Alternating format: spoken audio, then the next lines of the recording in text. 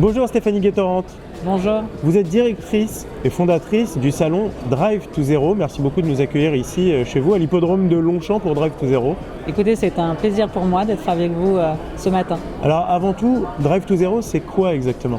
C'est un salon, c'est un rendez-vous dédié à la mobilité décarbonée, mais surtout dédié aux acteurs qui font cette mobilité décarbonée, qui travaillent aujourd'hui ardemment pour nous proposer des solutions qui soient adaptées à tous nos besoins, que ce soit en termes de déplacement des personnes ou de déplacement des marchandises. Pour réussir à faire avancer tous les sujets de la mobilité décarbonée, vous réunissez un écosystème.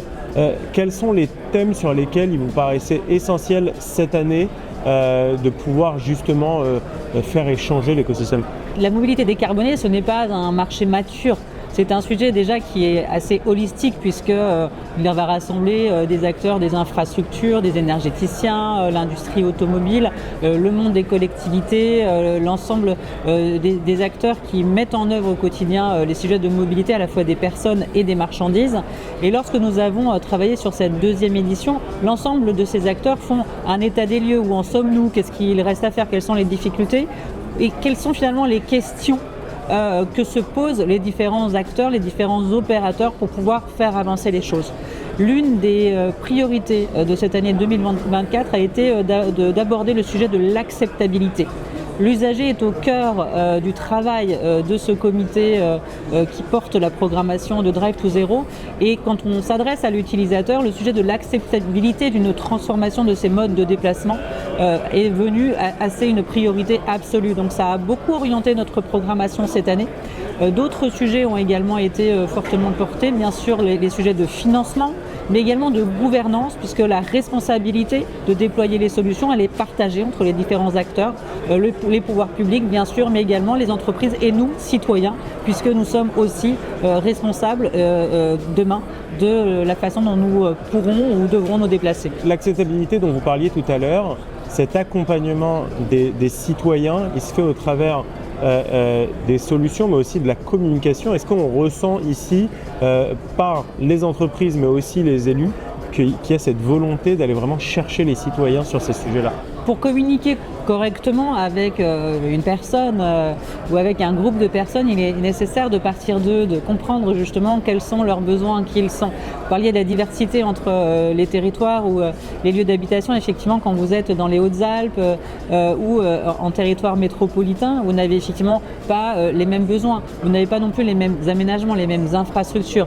Donc il est nécessaire pour effectivement les amener et faire cette pédagogie aussi vers cette transformation, de partir d'eux, de bien étudier les besoins des différentes personnes, de travailler avec les maires au plus proche de ces acteurs qui sont aussi à la croisée entre les autorités de régulation des transports et les usagers pour faire un maillage et déployer des solutions qui répondent aux spécificités de ces territoires. On ne peut pas calquer un aménagement et des modes de déplacement dans ces différents territoires. Il est vraiment nécessaire d'aller au plus près et de personnaliser ces solutions. Et c'est aussi ce que sur Drive to Zero, nous proposons avec un certain nombre d'acteurs qui travaillent sur les solutions de data, aussi pour accompagner les décideurs publics de ces territoires à prendre les meilleures solutions. Alors ici aujourd'hui, quels sont les visiteurs qu'on va retrouver ? C'est assez mixte entre privé et public.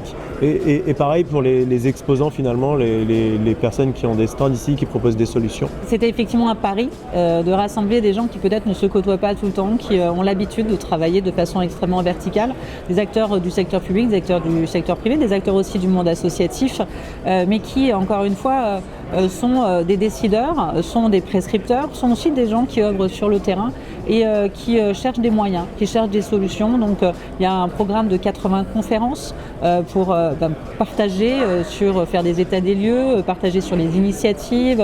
Il y a une centaine d'innovations qui ont été pitchées cette année sur l'événement. Donc je dirais que c'est effectivement à la diversité de ces différents profils de visiteurs, nous avons un panel de contenus et finalement ils se rencontrent et de nouveaux partenariats se créent et ils vont quitter Drive avec un réseau élargi mais orienté sur la mobilité décarbonée et pas seulement sur leur filière d'origine. On est ici à l'hippodrome de Longchamp. Quelles ont été un peu les réactions quand nous avez annoncé l'hippodrome de Longchamp et vous surtout pourquoi ce choix ? C'est un lieu extrêmement verdoyant, en plein cœur d'une grande métropole qui est Paris. Nous sommes ici dans un cadre où nous pouvons bouger, où nous pouvons faire des tests de véhicules, de vélos, de véhicules intermédiaires, où les gens finalement peuvent aussi se rencontrer en dehors des stands, dans des espaces verts, sur des terrasses. Voilà, donc c'est un espace qui est à la fois chic, convivial, verdoyant et effectivement pour aussi créer cette adhésion et cette envie de se rencontrer, cette expérience de l'hippodrome de Longchamp, je pense, fait vraiment sens. Et quand les gens arrivent, voilà, ils sont contents d'être là et ils restent et ils passent toute la journée et même la soirée avec nous, donc c'est un moment très agréable. Merci beaucoup Stéphanie Guettorante, directrice du salon Drive to Zero. Merci. Merci pour votre accueil.